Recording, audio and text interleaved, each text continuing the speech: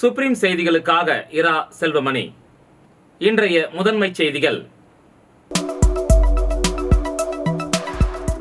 நுண்ணுயிர் எதிர்ப்பு திறன் விழிப்புணர்வு பேரணி துணைநிலை ஆளுநர் கைலாஷ்நாதன் கொடியசைத்து புதுவையில் தொடங்கி வைத்தார்.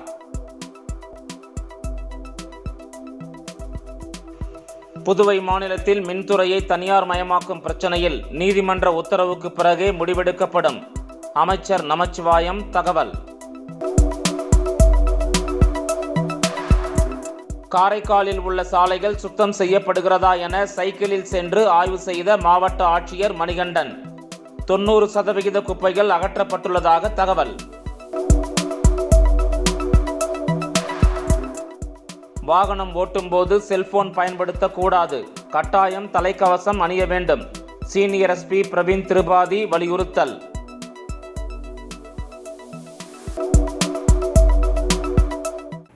இனி விரிவான செய்திகள்.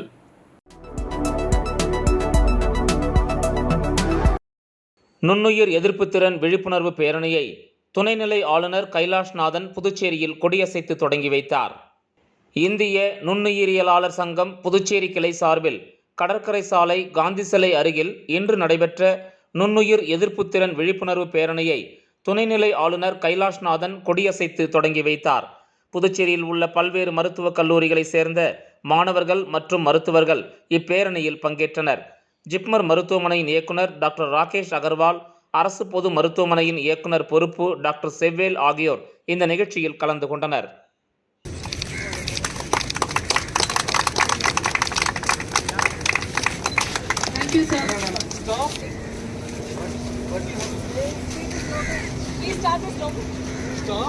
Stop.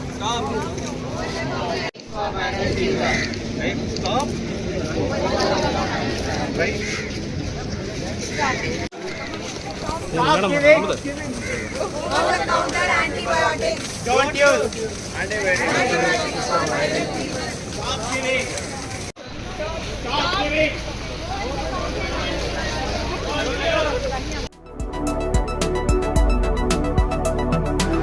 பள்ளி மாணவர்களுக்கு சிறப்பு பேருந்துகள் இயக்கப்படுகிறது. கல்லூரி மாணவர்களுக்கும் தனியாக பேருந்து வேண்டும் என்று கேட்டுள்ளனர். அது அரசின் பரிசீலனையில் இருக்கிறது. விரைவாக கல்லூரி மாணவர்களுக்கு தனியாக பேருந்து இயக்கப்படும் என புதுச்சேரி கல்வித்துறை அமைச்சர் நமச்சிவாயம் தெரிவித்துள்ளார். புதுச்சேரி உள்துறை அமைச்சர் நமச்சிவாயம் சட்டப்பேரவை வளாகத்தில் செய்தியாளர்களை சந்தித்தார். அதில் புதுச்சேரி பல்கலைக்கழகத்தில் உள்ளூர் மாணவர்களுக்கு 25% இடஒதுக்கீடு வழங்க வேண்டும் என்று தொடர்ந்து வலியுறுத்தி வருகின்றோம். 2 தினங்களுக்கு முன்பு கூட மத்திய அமைச்சரை சந்தித்த போது இந்த கோரிக்கையை வலியுறுத்தியுள்ளோம். அதற்குரிய நடவடிக்கையை எடுப்பதாக கூறியுள்ளார். அதனை வலியுறுத்தி பெற விரைவில் நடவடிக்கை எடுக்கப்படும் என்றும் புதுச்சேரி பல்கலைக்கழகம் தொழில்நுட்ப பல்கலைக்கழகம் இன்றைக்கு தரவரிசை பட்டியலில் முன்னிலை பெறக்கூடிய சூழலில்தான் இருக்கிறது. கடந்த காலங்களில் வேண்டுமானால் தரவரிசை பட்டியலில் பின்னோக்கி சென்றிருக்கலாம். புதுச்சேரி பல்கலைக்கழகத்தில் நிறைய பேராசிரியர்கள் காலி பணியிடங்கள் இருந்தது. அதனை இப்போது நிரப்பப்பட்டுள்ளது. புதுச்சேரி மாநில அரசு சார்ந்த கல்லூரிகளில் 167 பேராசிரியர் பணியிடங்களை நிரப்ப நடவடிக்கை எடுத்து வருகின்றோம் என்றும், மாணவர்களுக்கு தேவையான வசதிகளையும் பல்வேறு வகைகளில் உருவாக்கி கொடுத்து கொண்டிருக்கின்றோம். பள்ளி மாணவர்களுக்கு சிறப்பு பேருந்துகள் இயக்கப்படுகிறது. கல்லூரி மாணவர்களும் தனியாக பேருந்து வேண்டும் என்று கேட்டுள்ளனர். அது அரசின் பரிசீலனையில் இருக்கிறது. விரைவாக கல்லூரி மாணவர்களுக்கு தனியாக பேருந்து இயக்கப்படும் என்றார் அமைச்சர் நமச்சிவாயம். மேலும் அவர் பேசுகையில், தேசிய ஞான கும்பம் 2024 விழா இந்த மாதம் 21 23 தேதி வரை 3 நாட்கள் புதுச்சேரி பல்கலைக்கழகத்தில் நடைபெற உள்ளது என்றும், இதில் கல்வி மேம்பாட்டு அமைப்பு புதுச்சேரி பல்கலைக்கழகத்துடன் புதுச்சேரி அரசு இணைந்து நடத்துகிறது. இந்திய அறிவு முறைகளை கொண்டாடுதல், கல்வியில் தாய்மொழி கல்வியை செயல்படுத்துதல் தான் இந்த விழாவின் நோக்கம். கற்றல்களை ஊக்குவிப்பது தொடர்பான கலந்துரையாடல்கள் நடைபெற உள்ளது. இந்தியாவின் பல்வேறு மாநிலங்களில் இருந்து பேராசிரியர்கள், கல்வியாளர்கள் கலந்து கொள்ள உள்ளனர் என்றும் தெரிவித்தார். அப்போது புதுச்சேரி மாநில பாஜக தலைவர் புதிய பட்டியலில் உங்கள் பெயர் இருப்பதாக கூறப்படுகிறதே என்று செய்தியாளர்கள் கேட்டபோது அதற்கு நோ கமெண்ட்ஸ் என தெரிவித்தார் அமைச்சர் நமச்சிவாயம்.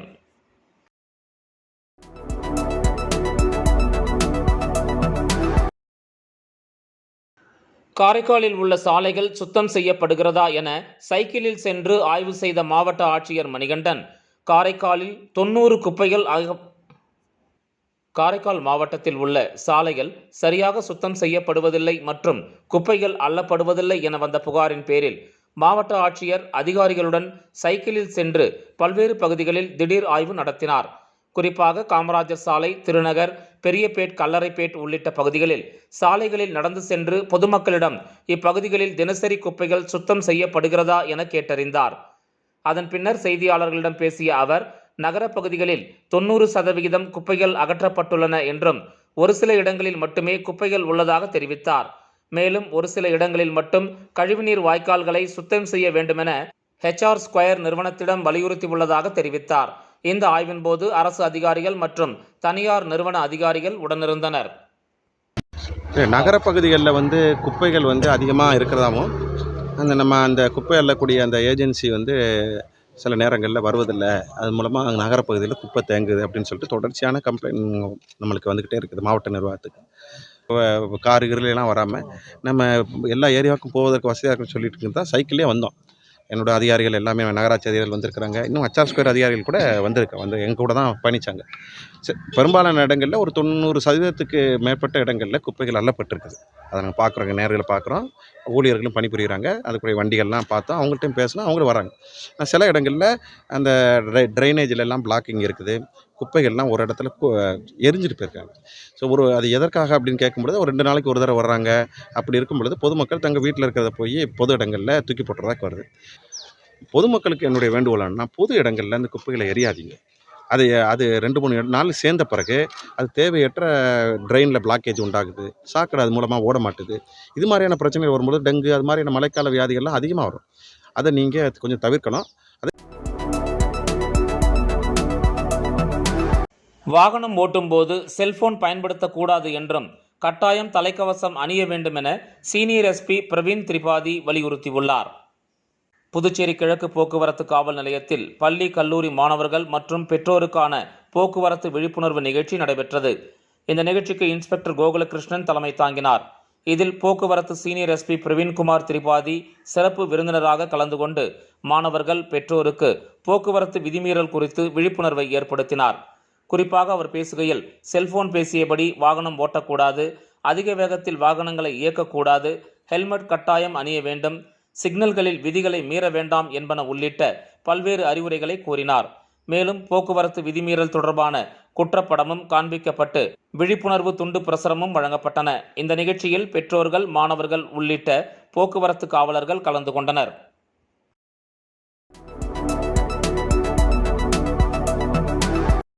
புதுச்சேரியில் சட்டம் ஒழுங்கு கெட்டுப்போக முதலமைச்சர், அமைச்சர்களே காரணம் என முன்னாள் முதலமைச்சர் நாராயணசாமி குற்றஞ்சாட்டியுள்ளார்.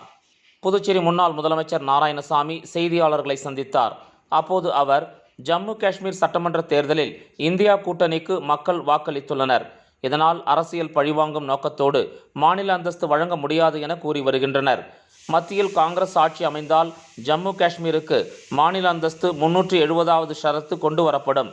புதுச்சேரிக்கு மாநில அந்தஸ்து கொண்டு வர வேண்டும் என தொடர்ந்து வலியுறுத்துகிறோம். NR காங்கிரசும் இதை வலியுறுத்தியது. பாரதிய ஜனதா கட்சியும் தேர்தல் அறிக்கையில் குறிப்பிட்டுள்ளது.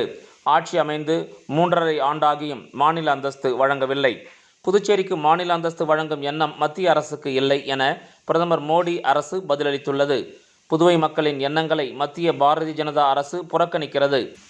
வாக்குறுதியை நிறைவேற்றாமல் பாரதிய ஜனதா அரசு ஏமாற்றி வருகிறது என்று கூறியுள்ள முன்னாள் முதலமைச்சர் நாராயணசாமி, முதலமைச்சர் ரங்கசாமி மாநில அந்தஸ்து பெற எந்த நடவடிக்கையும் எடுக்கவில்லை என்றும், தேர்தலுக்காக மக்களை ஏமாற்றி வாக்குகளை வாங்கி NR காங்கிரஸ், பாரதிய ஜனதா பெற்றுள்ளது. காங்கிரஸ் ஆட்சி வந்தால் புதுச்சேரிக்கு மாநில அந்தஸ்து பெற்றுத் தருவோம் என்று கூறிய அவர், மின்துறை அமைச்சர்கள் மாநாட்டில் பங்கேற்ற அமைச்சர் நமச்சிவாயம், ப்ரீபெய்டு திட்டத்தை மாற்றி போஸ்ட்பெய்டு திட்டத்தை அமல்படுத்த வேண்டும் என கோரிக்கை வைத்துள்ளார். மின்துறையை NR காங்கிரஸ், பாரதிய ஜனதா அரசு சீரழித்து வருகிறது என்று குற்றஞ்சாட்டிய அவர், முதலமைச்சர் தீபாவளிக்கு முன்பு ரேஷன் கடைகளை திறந்து அரிசி, கோதுமை, பாமாயில், மளிகை பொருட்கள் விநியோகம் செய்வோம் என கூறினார். தீபாவளிக்கு 10 கிலோ அரிசி, 2 கிலோ சர்க்கரை வழங்கப்படும் என்றார். மேட்டுப்பாளையத்தில் இந்த திட்டத்தை முதலமைச்சர் தொடங்கி வைத்தார். ஆனால் எந்த ரேஷன் கடையும் திறக்கவில்லை. ரேஷன் கடைகளுக்கு வாடகை தரவில்லை, ஊழியர்களுக்கு சம்பளம் தரவில்லை. இப்போது அங்கன்வாடிகளை தேடி வருகின்றனர். ரங்கசாமி வாக்குறுதி நிறைவேற்றவில்லை. மக்கள் ரேஷன் கடைகளை தேடி சுற்றி வருகின்றனர். ரூபாய் 1000 மதிப்பு பொருட்களை ரூபாய் 500க்கு வழங்குவோம் என ரங்கசாமி கூறினார். அதுவும் சரியாக தரவில்லை. புதுச்சேரி மக்களை தொடர்ந்து என்ஆர் காங்கிரஸ் பாரதிய ஜனதா அரசு ஏமாற்றி வருகிறது என்று கூறிய முன்னாள் முதலமைச்சர் நாராயணசாமி சில இடங்களில் வழங்கிய அரிசியும் தரமற்றதாக உள்ளது என்று கூறியுள்ளார். இதில் மிகப்பெரிய அளவில் கையூட்டு பெறப்பட்டுள்ளது. எம்எல்ஏ சிவசங்கரனை ரவுடி ராமு மிரட்டியுள்ளார். அவரை காவல்துறை கைது செய்யவில்லை. அதிகாரத்தில் உள்ளவர்கள் அவருக்கு பாதுகாப்பு அளிக்கின்றனர். முதலமைச்சர், அமைச்சர்கள் ரவுடிகளுக்கு சாதகமாக உள்ளதால் காவல்துறை செயல்பட முடியவில்லை என்று குற்றஞ்சாட்டினார். தான் முதலமைச்சராக இருந்தபோது 13 ரவுடிகளை குண்டர் சட்டத்தில் கைது செய்தேன் என்று கூறிய நாராயணசாமி, அமைச்சர் நமச்சிவாயம் எங்கள் ஆட்சியில் எதிர்க்கட்சியில் இருந்தது போல பேசுகிறார். பல முக்கிய துறைகளை பதவி வகித்து வந்து சுகம் அனுபவித்த நமச்சிவாயம் காங்கிரஸ் ஆட்சியில் சட்டம் ஒழுங்கு கெட்டுவிட்டது என கூறுகிறார். அப்போது ஏன் அவர் இதை எதிர்க்கவில்லை?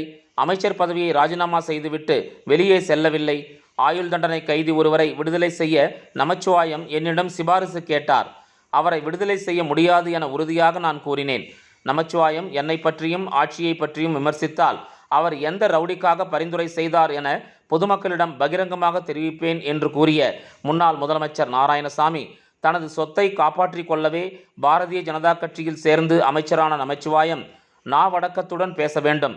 புதுச்சேரியில் சட்டம் ஒழுங்கு கெட்டுப்போக முதலமைச்சர் ரங்கசாமியும் அமைச்சர் நமச்சிவாயமும் தான் காரணம். இது புதுச்சேரி மக்களுக்கு தெரியும் என்று கூறியுள்ள முன்னாள் முதலமைச்சர் நாராயணசாமி, புதுச்சேரியிலும் மருத்துவர்களுக்கு பாதுகாப்பு இல்லாத நிலை உள்ளது. அவர்களுக்கு உரிய பாதுகாப்பை அரசு வழங்க வேண்டும் என்று கேட்டுக்கொண்டுள்ளார். காங்கிரஸ் கட்சி தலைமை அனுமதி கொடுத்தால் புதுச்சேரி மாநிலத்தில் 30 தொகுதியில் எந்த தொகுதியில் வேண்டுமானாலும் தான் போட்டியிடுவேன் என கூறியவர், தொடர்ந்து ரேஷன் கடைகளில் வழங்கப்படும் அரிசியை காட்டி தரமற்று உள்ளதாக அவர் பேட்டியின் போது தெரிவித்தார்.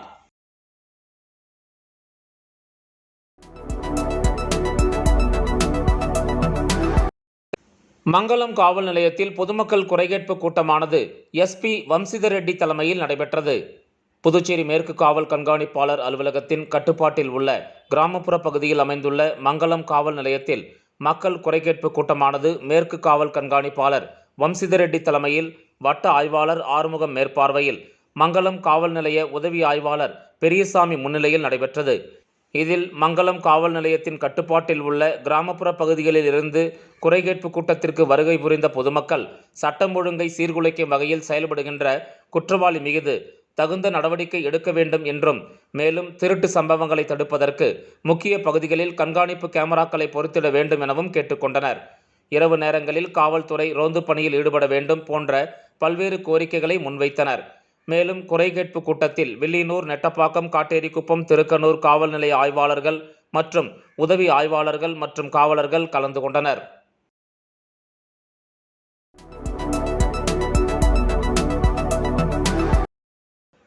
மொளப்பாக்கம் குச்சிப்பாளையம் கிராமத்தில் அமைந்துள்ள ஸ்ரீ கற்பக விநாயகர் ஆலயத்தில் எழுந்தருளி உள்ள ஸ்ரீ ஹரிகரசுதன் ஐயப்பன் சுவாமிக்கு 13ஆம் ஆண்டு உற்சவ திருவிழா நடைபெற்றது.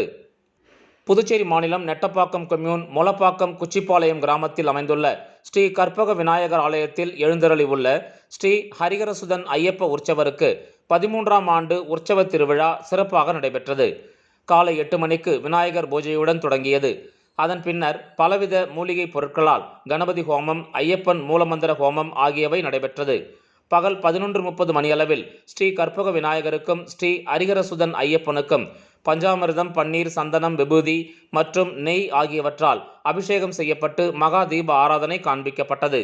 இவ்விழாவில் புதுச்சேரி மாநில சபரிமலை ஐயப்ப சேவா சமாஜத்தின் உறுப்பினர்கள், ஐயப்ப பக்தர்கள், பெண்கள், ஊர் பொதுமக்கள் என ஏராளமானோர் கலந்து கொண்டு ஐயன் அருள் பெற்றனர். நிறைவாக அனைவருக்கும் சமபந்தி விருந்து வழங்கப்பட்டது. பின்னர் மின் விளக்குகளால் அலங்கரிக்கப்பட்ட வண்டியில் ஸ்ரீ கற்பக விநாயகரும் ஸ்ரீ ஹரிகரசுதன் ஐயப்பனும் வீதி உலா வலம் வந்தனர். இவ்விழாவிற்கான ஏற்பாடுகளை பன்னீர்செல்வம் குருசாமி தலைமையில் ஐயப்ப பக்தர்கள், ஊர் பெரியவர்கள் ஆகியோர் முன்னின்று சிறப்பாக செய்திருந்தனர்.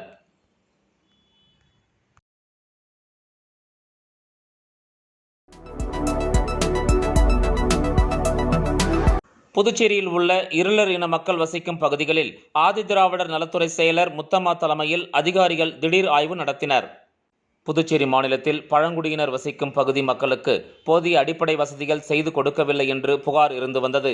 இந்த நிலையில் ஆதிதிராவிடர் நலம் மற்றும் பழங்குடியினர் நலத்துறையின் செயலாளர் முத்தம்மா தலைமையில் மாவட்ட ஆட்சியர் குலோத்துங்கன், ஆதிதிராவிடர் நலத்துறை இயக்குனர் இளங்கோவன் மற்றும் அதிகாரிகள் புதுச்சேரியில் உள்ள இருளர் இன மக்கள் வசிக்கும் பகுதிகளை திடீர் ஆய்வு மேற்கொண்டனர்.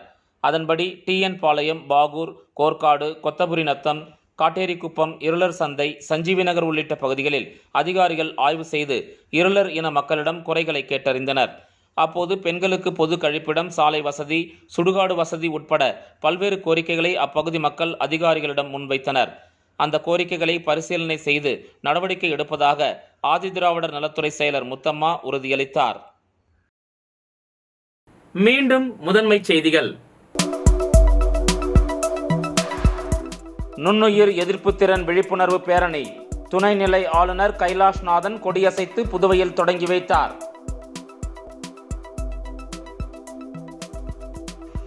புதுவை மாநிலத்தில் மின்துறையை தனியார் மயமாக்கும் பிரச்சனையில் நீதிமன்ற உத்தரவுக்கு பிறகே முடிவெடுக்கப்படும். அமைச்சர் நமச்சிவாயம் தகவல்.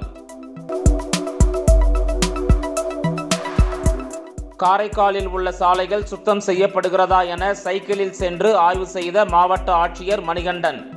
90% குப்பைகள் அகற்றப்பட்டுள்ளதாக தகவல். வாகனம் ஓட்டும்போது செல்போன் பயன்படுத்தக்கூடாது. கட்டாயம் தலைக்கவசம் அணிய வேண்டும். சீனியர் எஸ்பி பிரவீன் திரிபாதி வலியுறுத்தல்.